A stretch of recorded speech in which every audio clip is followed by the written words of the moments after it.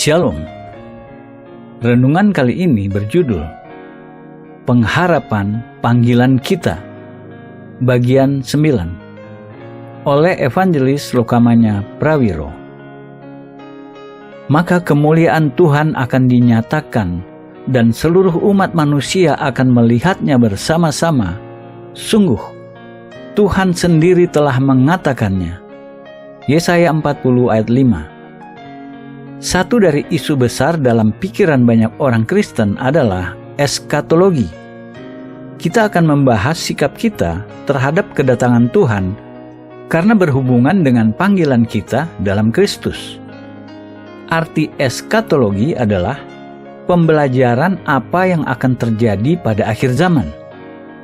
Mari kita mulai dengan menyikapi sikap orang-orang Kristen awal terhadap kembalinya Tuhan, di mana gereja hidup dengan bergairah mengantisipasi kedatangan Tuhan. Surat Paulus kepada orang-orang Korintus, demikianlah kamu tidak kekurangan dalam suatu karunia pun, sementara kamu menantikan penyataan Tuhan kita Yesus Kristus. Ia juga akan meneguhkan kamu sampai kepada kesudahannya, sehingga kamu tak bercacat pada hari Tuhan kita Yesus Kristus. 1 Korintus 1 ayat 7 dan 8. Gereja Korintus dengan penuh semangat menunggu Tuhan Yesus diungkapkan, dan Paulus menjanjikan mereka bahwa Yesus akan meneguhkan mereka sampai hari itu. Lalu dalam 1 Korintus 11 ada ordonansi perjamuan malam terakhir. Ada satu ayat berkata, "Setiap kali kamu makan roti ini dan minum cawan ini, kamu memberitakan kematian Tuhan sampai Ia datang." 1 Korintus 11 ayat 26. Menurut ordonansi itu, yang Paulus klaim diberikan padanya melalui pewahyuan langsung dari Tuhan Yesus Kristus, setiap kali kita melakukan perjamuan kudus, kita menantikan kedatangannya. Salah satu faedah perjamuan kudus merestorasi perspektif kedatangan Tuhan. Selanjutnya kita lihat beberapa ayat dari surat Paulus kepada orang-orang di Tesalonika.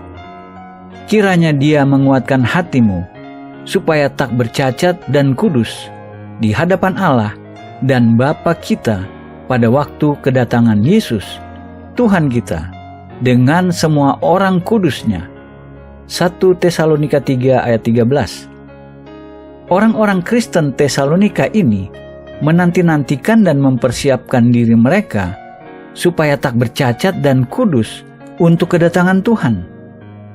Lebih jauh dalam surat yang sama, kita membaca, "Ini kami katakan kepadamu dengan firman Tuhan, kita yang hidup, yang masih tinggal sampai kedatangan Tuhan, sekali-kali tidak akan mendahului mereka yang telah meninggal." 1 Tesalonika 4 ayat 15. Lagi, peristiwa besar yang diantisipasi adalah kedatangan Tuhan. Dan lalu lebih jauh dalam surat yang sama, kita menemukan kata-kata, "Semoga Allah damai sejahtera menguduskan kamu seluruhnya, dan semoga roh, jiwa, dan tubuhmu terpelihara sempurna dengan tak bercacat pada kedatangan Yesus Kristus, Tuhan kita." 1 Tesalonika 5 ayat 23. Tampaknya ada hubungan langsung antara kebutuhan untuk kekudusan pribadi dan antisipasi kedatangan Tuhan. Selanjutnya mari kita lihat beberapa nas dalam surat-surat Paulus kepada Timotius. Di hadapan Allah yang memberikan hidup kepada segala sesuatu dan di hadapan Kristus Yesus yang telah mengikrarkan ikrar yang benar itu juga di muka Pontius Pilatus, kuserukan kepadamu, turutilah perintah ini dengan tidak bercacat dan tidak bercela, hingga pada saat Tuhan kita Yesus Kristus menyatakan dirinya. 1 Timotius 6 ayat 13-14. Lagi, poin yang mereka lihat, tantangan menjadi setia, adalah kedatangan Tuhan Yesus Kristus. Maka kita menemukan tantangan serupa dan serius bagi mereka para pengkhotbah. di hadapan Allah dan Kristus Yesus yang akan menghakimi orang yang hidup dan yang mati, aku berpesan dengan sungguh-sungguh kepadamu, demi penyataannya dan demi kerajaannya.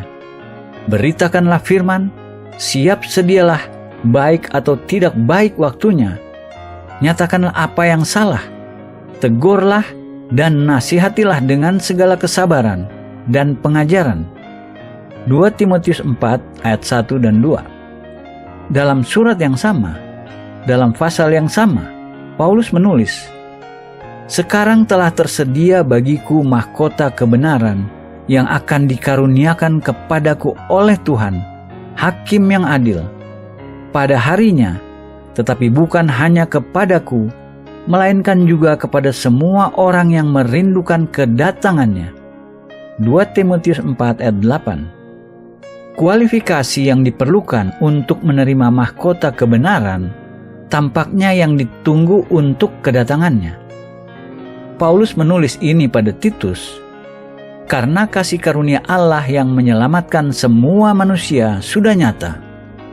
Ia mendidik kita supaya kita meninggalkan kefasikan dan keinginan-keinginan duniawi, dan supaya kita hidup bijaksana, adil dan beribadah di dalam dunia sekarang ini dengan menantikan penggenapan pengharapan kita yang penuh bahagia dan penyataan kemuliaan Allah yang maha besar dan juru selamat kita Yesus Kristus.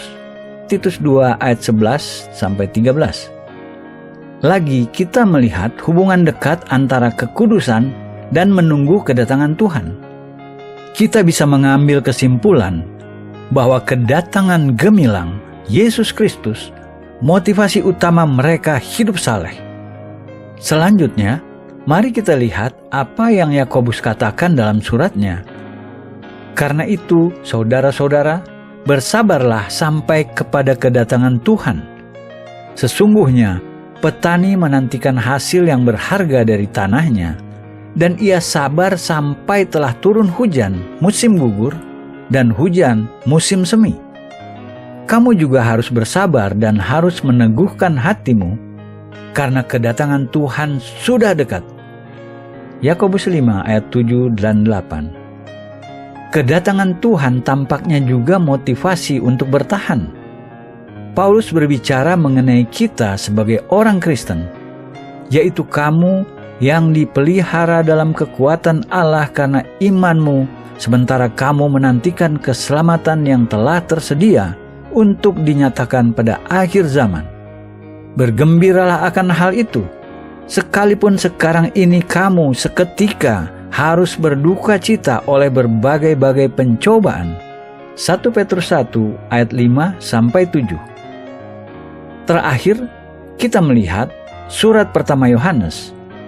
Maka sekarang, anak-anakku, tinggallah di dalam Kristus, supaya apabila ia datang menyatakan dirinya, kita beroleh keberanian percaya dan tidak usah malu terhadap dia pada hari kedatangannya. 1 Yohanes 2 ayat 28. Apapun pandangan yang kita miliki mengenai eskatologi, satu fakta jelas, fakta yang terbukti kebenarannya oleh semua penulis-penulis besar surat-surat perjanjian baru. Antisipasi tertinggi orang-orang Kristen perjanjian baru adalah kedatangan Tuhan, mendorong mereka supaya tak bercacat dan kudus. Kualifikasi utama untuk menerima mahkota kebenaran, menolong mereka bertahan, motif mereka untuk hidup benar. Mereka hidup dengan mata mereka ke arah peristiwa itu. Jika itu pandangan gereja mula-mula, tidakkah harus juga menjadi fokus utama kita? Ada dua aspek dari gaya hidup ini, dan keduanya bagian dari apapun panggilan spesifik yang Allah tetapkan atas hidup kita. Pertama, motivasi utama gaya hidup dan panggilan kita harus membawa Injil ke ujung bumi.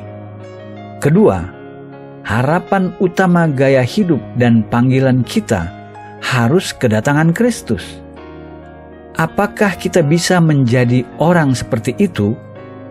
seorang yang hidup dengan satu motivasi utama, menjangkau ujung bumi dengan Injil, seorang yang memiliki satu pengharapan, kedatangan Tuhan.